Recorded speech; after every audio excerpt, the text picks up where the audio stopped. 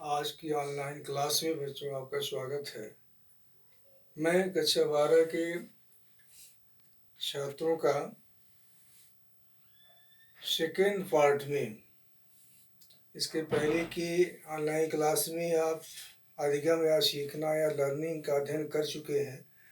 आज हम second part में दूसरा जो लेसन है वह है अभिप्रेरणा या प्रेरणा, इसे कहते हैं मोटिवेशन।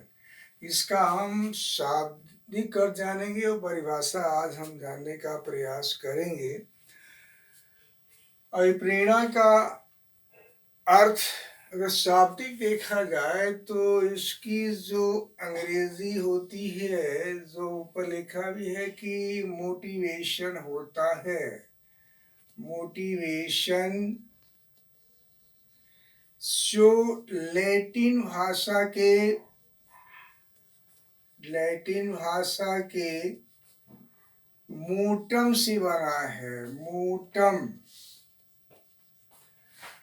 मोटम का अर्थ हम यह कह सकते हैं कि मूव होता है,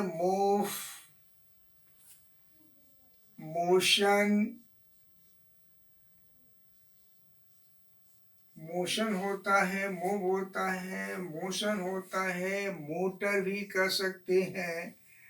यानी अभिप्रेरणा का अगर शाब्दिक अर्थ देखा जाए तो वह ऐसी आंतरिक शक्ति है जो प्राणी को गतिशील बना देती है। यानी यह एक गामक शक्ति है जो प्राणी को आगे बढ़ाने का, गतिशील बनाने का कार्य करती है और जिससे अप्रेरित होकर व्यक्ति किसी कार्य को करता है।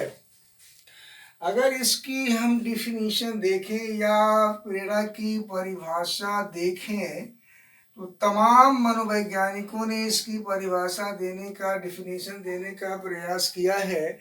इसमें लावेल मनोवैज्ञानिक एक हैं। इन्होंने अभिप्रेरणा की परिभाषा देते हुए लिखा है कि अभिप्रेरणा वह प्रक्रिया है कि जो किसी आवश्यकता की उपस्थिति में उत्पन्न होती है और आवश्यकता की संपूर्ति तक वह चलती रहती है। यानी आवश्यकता की प्राप्ति तक वह आगे बढ़ती रहती है। दूसरे जो आपके मनोवैज्ञानिक हैं, गुड हैं, इन्होंने अभिप्रेरणा को ऐसी प्रक्रिया माना है जो कार्य को आरंभ करती है, कार्य को जारी करती है और कार्य को नियमित करने वाली प्रक्रिया माना है। यानी motivation is a process that कह सकते हैं कि आप एराउजिंग ऑफ वर्क कह सकते हैं, सस्टेनेबल ऑफ वर्क कह सकते हैं कि रेगुलेटिंग ऑफ द वर्क, यानी यह रेगुलेटिंग करती है, सस्टेनिंग करती है, एराउजिंग करती है, कार्य को एराउजिंग करती है।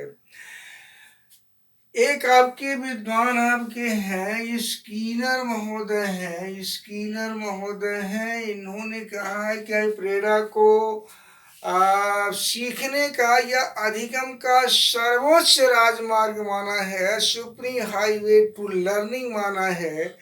और प्रेरणा कुछ ऐसे विद्वान हैं कि प्रेरणा को क्या का प्रश्न मानते हैं, क्यों का प्रश्न मानते हैं। और कुछ ऐसे विद्वान हैं प्रेरणा को अधिगम की प्रक्रिया में, लर्निंग की प्रक्रिया में, सीखने की प्रक्रिया में सबसे बड़ी समस्या मानते हैं।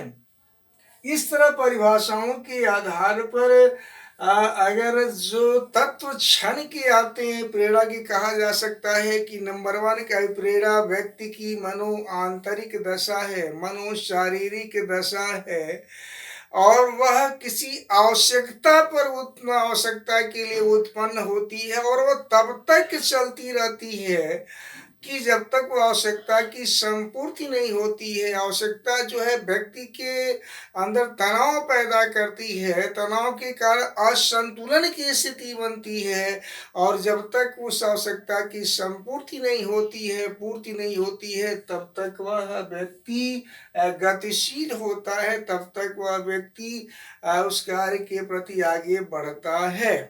तो यह हमने कहा है कि आपकी प्रेरणा या प्रेरणा के शाब्दिक अर्थ हो गए, इसकी परिभाषाएं आपको बताई गई, इसके क्या एलिमेंट बताए हैं। इसके बाद से आपको बताया जाएगा कि प्रेरणा के स्रोत क्या हैं। प्रेरणा के स्रोत या स्रोत कौन कौन से हैं। स्रोत या जिसे हम सोर्स कहते हैं, ये कहाँ कहाँ से मिलती। नंबर 1 है प्रेरणा के स्रोत में है आवश्यकता है। आवश्यकता या इसकी अंग्रेजी आप कह सकते हैं कि नीड्स है। दूसरी जो इसके स्रोत हैं वह चालक है, या इसे आप कह सकते हैं कि चालक मतलब आप ड्राइव्स कह सकते हैं, जिससे आप गतिशील होते हैं। तीसरा आप कह सकते हैं कि उद्दीपक है। उद्दीपक अंग्रेजी इसकी आप कह सकते हैं कि स्टिमुलस है। और चौथा आप कह सकते हैं कि प्रेरक, या इसे आप कह सकते हैं कि मोटिव्स। मोटिव्स कह सकते हैं। या आवश्यकता की जो स्रोत हमने कहा कि प्रेरणा के जो स्रोत आपके हैं वह 4 आपके हैं। आवश्यकता है, नीड्स है, उसके बाद से चालक ड्राइव्स है, उसके बाद उद्दीपक स्टिमुलस है, उसके बाद प्रेरक है। आवश्यकता यानी हमने कहा कि व्यक्ति की आवश्यकता जो होती है वो उसको गतिशील बनाती है, आगे बढ़ने के लिए क्या करती है। आवश्यकता के कारण व्यक्ति के अंदर तनाव पैदा होता है, संतुलन पैदा होता है और अपने लक्ष्य की तरफ गतिशील होता है। दूसरा चीज है चालक। जिस आवश्यकता पूर्ति के लिए चालक होना चाहिए, जैसे किसी व्यक्ति को भूख लगी है तो उसका भोजन आवश्यकता है और भूख जो है चालक शक्ति है। किसी व्यक्ति को प्यास लगी है तो पानी उसकी आवश्यकता होती है, और उसकी जो प्यास लगता है वो चालक शक्ति का काम करती है। तीसरा में उद्दीपक। उद्दीपक कोई वातावरण की वस्तु है जिसको प्राप्त करके आवश्यकता की पूर्ति की जा सकती है। और चौथा प्रेरक है, मोटिव से है, जो निश्चित उद्देश्य की तरफ व्यक्ति को प्रेरित करती है। एक निश्चित उद्देश्य के लिए व्यक्ति को आगे बढ़ाने का काम करती है। यानी प्रेरक को आप आवश्यकता भी मान सकते हैं, चालक भी मान सकते हैं, उद्दीपक भी मान सकते हैं। यह 4 या तीनों चीजें इसमें समाहित होती है।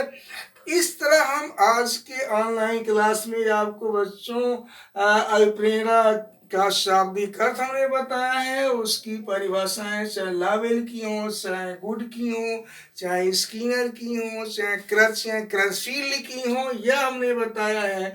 उसके बाद से आवश्यकता के स्रोत आपको बताया, आवश्यकता सारी मोटिवेशन है, प्रेरणा का स्रोत बताया गया। आवश्यकता है, चालक है, उद्दीपक है, प्रेरक है, इसके कारण यह गतिशील होती है और ये आपकी मोटिवेशन या चालक के स्रोत हैं। तो आज के ऑनलाइन क्लास में बस इतना ही, शेष आपके आगे के वीडियो में आपको बताया जाएगा।